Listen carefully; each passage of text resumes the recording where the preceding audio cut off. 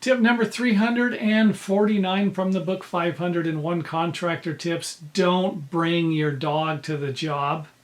And I actually made a statement in here. If you're working on someone's house and they love dogs and, they want your dog on the property and you want your dog on the property, knock yourself out. This is a win-win situation. But this isn't going to be the case. If you're working for someone who doesn't have a dog, doesn't have any pets, or maybe they have cats, whatever the thing is,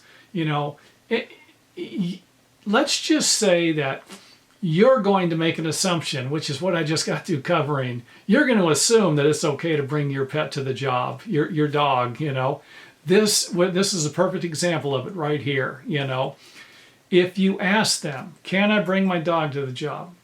And they say yes.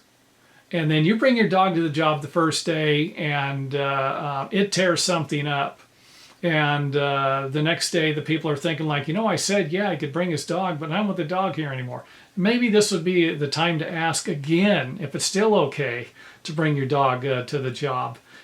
For me, I've never had a dog that I've taken to a job. I've had plenty of jobs where I've worked on where the dogs were in my way. They were the owners didn't do anything about it. They didn't pick up the dog crap.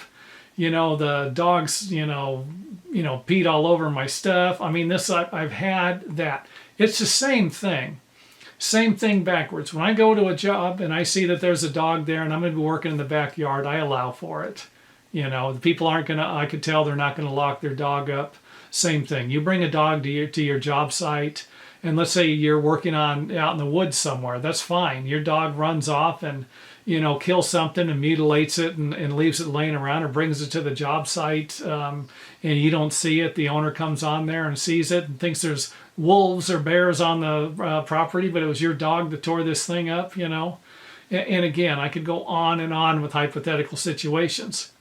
But if you want to reduce the amount of problems you're going to have in your life as a contractor, you might want to think twice about adding to this, creating more potential problems by bringing a dog or another pet to the construction site and then having to deal with more problems while you're already dealing with enough problems.